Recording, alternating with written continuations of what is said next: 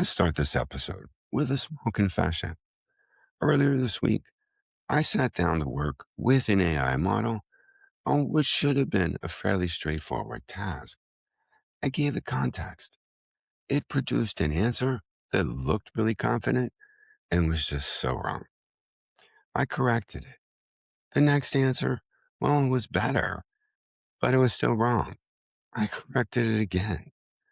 By the fourth round, I had given the model more context than I would have given a competent junior teammate. And the result, well, it was acceptable rather than the quality that I was after. That experience is not unusual. It is the texture of using these tools honestly. And it is almost completely missing from the conversations that we're having about AI agents and systems. That is what this episode is about. The gap between what the technology actually does in the hands of individuals and organizations and what the language around it suggests it does. I want to call that gap something specific. I'm calling it the readiness illusion. And I want to spend the next half hour or so walking through what it is, why it matters, and what the research actually says, as well as what serious adoption of AI agents looks like when we stop confusing announcement with arrival. I'm Kevin Novak, CEO of 2040 Digital, professor at the University of Maryland, and author of the book, The Truth About Transformation, Leading in the Age of AI, Uncertainty, and Human Complexity, along with the Ideas and Innovations weekly newsletter. Welcome to the Human Factor Podcast, the show that explores the intersection of humanity, technology, and transformation, along with the psychology behind transformation success. This is season 2. A few weeks ago, HubSpot published their vision for an open ecosystem for the AI agent era. It's a serious piece of corporate strategy, and I think it deserves to be taken very seriously. The framing they offer is that agents should be able to run on HubSpot, meaning any agent can plug into HubSpot's data and capabilities, and that agents should be able to run HubSpot, meaning agents can operate the platform end-to-end through APIs, MCP servers, and CLI, which for the non-technical audience are communication and connection protocols. The remote MCP server is now generally available with read access to campaigns, landing pages, website pages, blog posts, and write access to the core CRM objects. Well, IDC has placed a $36 billion estimate on this agent-driven shift inside their ecosystem. That's a real announcement. It signals real capability and real strategy. And well, the same week it was published, I was on my 4th round of corrections with a model that should have produced acceptable output on the 1st. I want you to sit with that contrast for a moment, because it is the contrast at the center of this episode. The infrastructure for agent-driven work is being built quickly and very credibly. The actual readiness of the technology and the readiness of humans expected to govern it is not where the language suggests it should be. Both of those statements are true at the same time. Holding them both is hard. The loudest voices of the moment don't want us to hold them both. They want us to choose between enthusiasm and skepticism. I just don't think the choice is between those two things. What I do think is that the choice is between honesty and convenience. And to be clear before I go further, this isn't pessimism. By nature, I'm an optimistic person. What follows is a clear-eyed read of the evidence so far to date. Let me name the pattern because naming it makes it easier to think about. The readiness illusion is the assumption, encouraged by vendor stories and amplified by professional anxiety, that capability and readiness are the same thing. They aren't. A system that can do something in a controlled demonstration is not the same as a system that should do something in a real environment, on real customer data with real consequences. The distance between those two states is filled with trust, governance, judgment, error recovery, accountability, and the slow and expensive work of building the human and organizational capacity to know what to hand off, what to check, and what to keep close. We're confusing capability with readiness.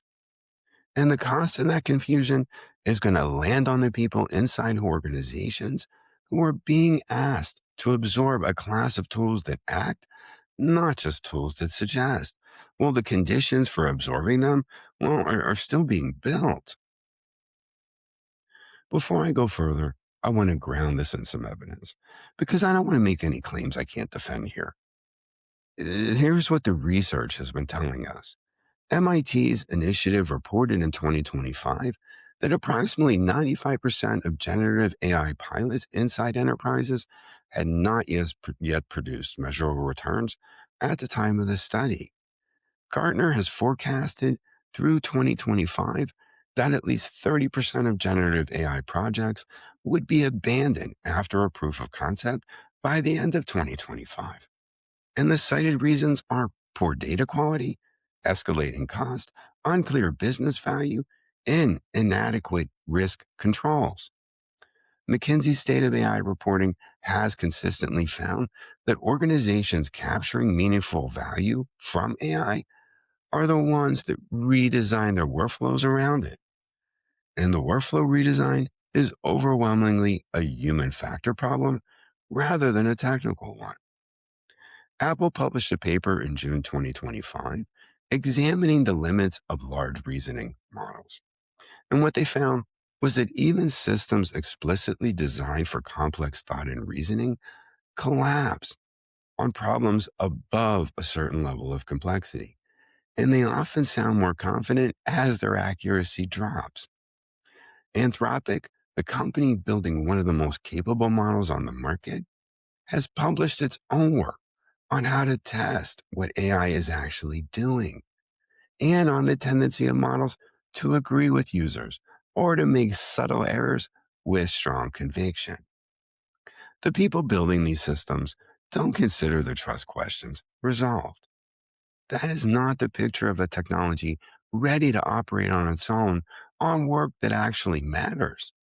It is the picture of a technology that is genuinely capable in narrow situations where the request is clear, the guidance is good, and there is human oversight, and that performs unevenly when those conditions aren't in place. If you have used these tools as a practitioner rather than describing them as a presenter, none of that should surprise you. And yet, the loudest voices of the moment are making a completely different claim. Some want to ride the wave. Some want to be the voice in the crowd telling us where we are heading.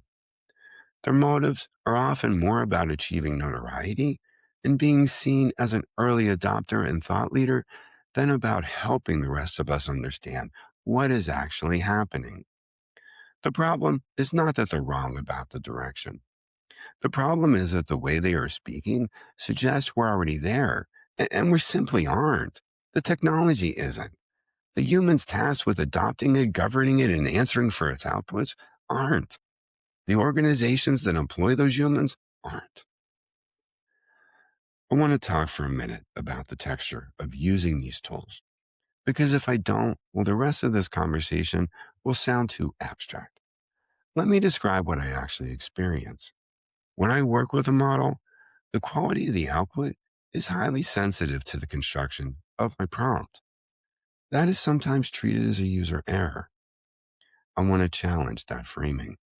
If a tool's effectiveness depends on the user mastering a skill that has only existed in any discipline form for 2 or 3 years, the tool's not ready to be characterized as autonomous. It is collaborative. And the more we describe it as autonomous, the less we invest in helping users develop the collaborative skills that actually unlock its value. When I get an output, My next step is almost always to evaluate it. The evaluation finds errors. Sometimes those errors are factual. Sometimes they are logical. Sometimes the model has done what I asked, but not what I meant. Sometimes the model has missed nuances that I made the assumption that it would catch. And when I name the nuances explicitly, it produces a much better answer the second, third, or fourth time. The pattern I see is that the model doesn't engage in what a human would call deep thinking. It does not sit with the ambiguity of a request. It does not ask the clarifying questions that a competent colleague would ask, although I often wish it would. It produces something. I correct. It produces something better. I correct again. Across enough rounds, we arrive somewhere useful. The total time invested, well, it's real. The marketing materials never include that time in their efficiency claims. I want to say this carefully because I'm not trying to overstate the case. These tools are powerful. They produce work I could not produce alone in the same time. They expand what is possible for an individual and a small team. The point here isn't that they're useless. The point is that the work they produce requires substantial human supervision, correction, and judgment to become trustworthy. And the path toward genuine autonomy is longer than the loudest voices suggest. Anyone telling you otherwise is selling you something or has not used the tools enough to know. The word trust is doing a lot of heavy lifting right now in vendor materials.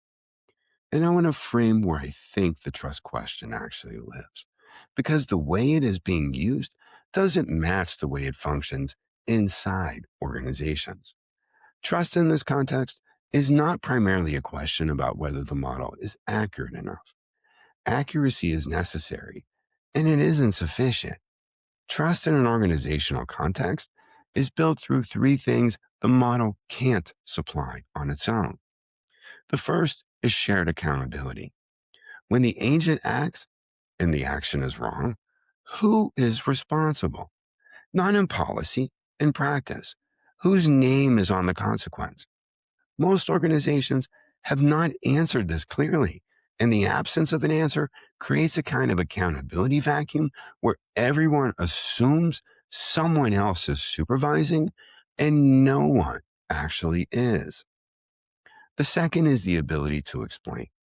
After the agent acts, can a human explain why it did what it did in terms specific enough to audit, learn from, and correct?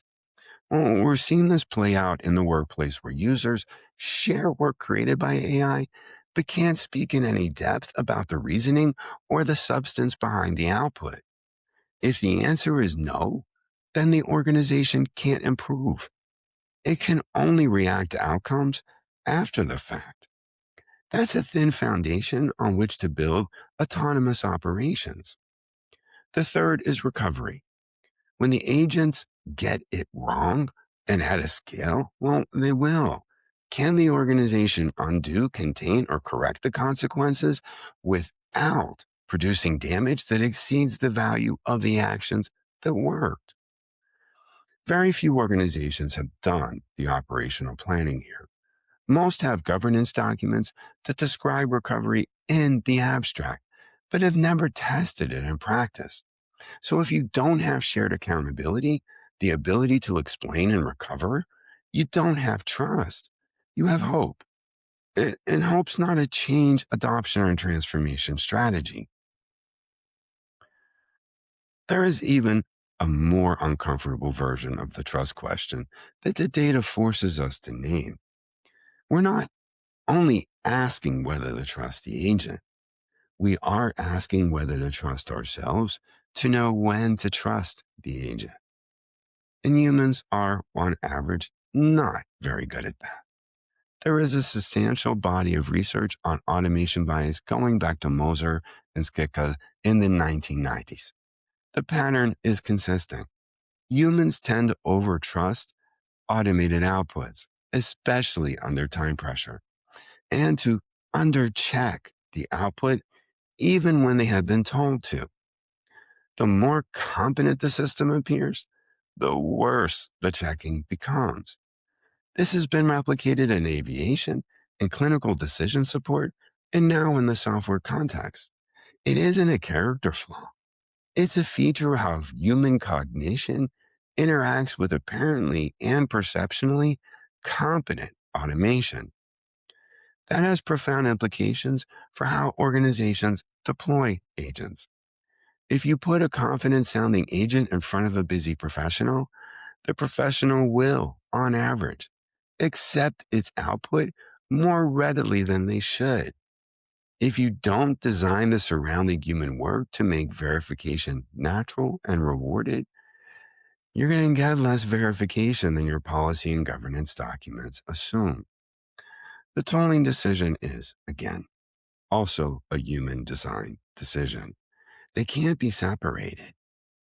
This is where the work we do at 2040 Digital and the research behind my human factor method connect directly to this moment. Most of the agent era conversation treats deployment as a tooling decision. It isn't. It is a redesign of who decides what, who is accountable for what, how people see their own role, and how the organization remembers what it has learned. When an agent drafts the email, the question is not whether the email is good. The question is what role the human now plays in that act of communication and how the organization knows whether that role is being performed well. When an agent updates a deal funnel stage in the CRM, the question is not whether the update is correct. The question is how the salesperson's professional judgment is now being formed, exercised, and developed, and what that means for the organization's ability to learn over time. These are not new questions invented for AI. They are the same questions that have always lived under change and transformation work. The difference is that the pace of technology has run far ahead of the maturity of the institutional and societal response. We measure the wrong things, as we usually do. We measure adoption rates, prompts per user, time saved per task, and percentage of workflows automated. These are the easy measures. They are not the measures that will tell us whether the agent era is actually working. The measures that matter, and that almost no one is publishing, are the rate at which agents or model outputs require correction, the time spent on correction relative to the time saved by the automation, the rate at which agent-driven actions produce customer impact that requires recovery. The change in employee judgment and capability over time as agents handle more of the routine work and the change in how quickly the organization learns. We measure activity with precision. We measure consequences and capability with almost nothing at all. If you're responsible for an agent deployment in your organization, that's the measurement gap I want you to look at this week. What are you measuring? What are you not measuring? What would you have to change about your reporting before you could honestly say whether your deployment is working for your people and your customers, not just for your dashboards? There's one more dimension I want to name because it has received almost no serious treatment in the agent era conversation, simply to my knowledge. As agents take on more of the routine work, the pathways by which humans develop judgment in their fields begins to change.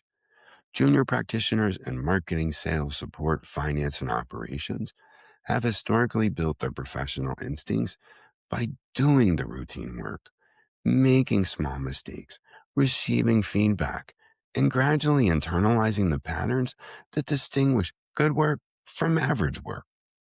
If agents now perform that routine work, the apprenticeship that produced the next generation of seasoned practitioners is interrupted. Organizations that don't redesign their development paths around this shift are going to discover, maybe 5 years from now, that they have a layer of senior managers a layer of agents, and very little capability in between. That is a foreseeable consequence. Addressing it, well, is a leadership decision, not a technology decision. The organizations that take it seriously now will have professional capacity in the next decade. The ones that don't will be in trouble in ways that will take them years to be able to recognize. I want to give the counter argument a fair hearing here because the discipline of the show is to take the other side seriously. The counter argument is that organizations that wait will be left behind, that AI adoption follows an experience curve, that the only way to learn is to do, that hesitation itself is a form of risk. All of that is true to some degree. The 2,000 plus apps in the HubSpot ecosystem and the IDC sized opportunity, well, they're not imaginary. The cost of being late to a significant shift in infrastructure is very real. I would be way careless to dismiss the potential and really the strong call to action for adoption. But the choice we actually face is not between aggressive adoption and standing still. The choice is between aggressive adoption with shallow readiness and deliberate adoption with deeper readiness. The first looks faster in the first quarter, and given our default towards short term thinking, many are attempting to adapt and adopt quickly. The second, well, it looks faster across the first 3 years because it doesn't spend most of that period recovering from the consequences of the first. It spends most of that period learning, adapting, and finding the appropriate applications of the technology. The research on innovation, change, and transformation tells us this consistently. The pattern here is not new. The technology is. Here is the closing reframe I want to offer you today. And it is the question I'm sitting with in my own work, and I invite you to sit with it in yours. We have spent the last several years asking whether AI is ready for us. That is the wrong question. Or at least it is only half of the question. The other half, the one that determines whether the agent era produces value or just activity, is whether we are ready for AI. Are our organizations structured to absorb a class of tools that act, not just tools that suggest? Are our leaders prepared to redefine accountability around outputs they did not directly produce? Are our measurement systems honest enough to surface the cost of correction alongside the benefit of automation? Are our people invested in deeply enough that their judgment continues to develop rather than fade as agents take more of the routine work? Are we, as practitioners, willing to slow down enough to do the boring, expensive, unglamorous work of building the trust foundations that make autonomy safe? The technology is going to keep moving. The vendors are going to keep announcing. The readiness illusion will keep tempting us to confuse the announcement with the arrival. The work, as it almost always is, will be to stay inside the difficulty, to refuse the easy story, and to build the human capacity that any serious technology eventually demands of the people, the very humans who use it. The agent era is real. We aren't ready for it yet. Both of those statements can be true at the same time. Holding them both is the beginning of doing the work well. If you found today's episode valuable, subscribe to the Human Factor podcast wherever you watch or listen to podcasts. Leave a rating and a comment and share this episode with your leadership team. Subscribe to the Ideas and Innovations newsletter at 2040digital.com for weekly frameworks and research on why change succeeds or fails. The companion piece for this episode is in the newsletter directory on 2040digital.com. Connect with me on LinkedIn, where I post regularly about the psychology of transformation. Until then, remember, transformation doesn't fail because of technology, strategy, or market conditions. It fails because of people. And the more deeply you understand the human factor, the more likely your transformation is to succeed. I'm Kevin Novak. Thanks for watching or listening.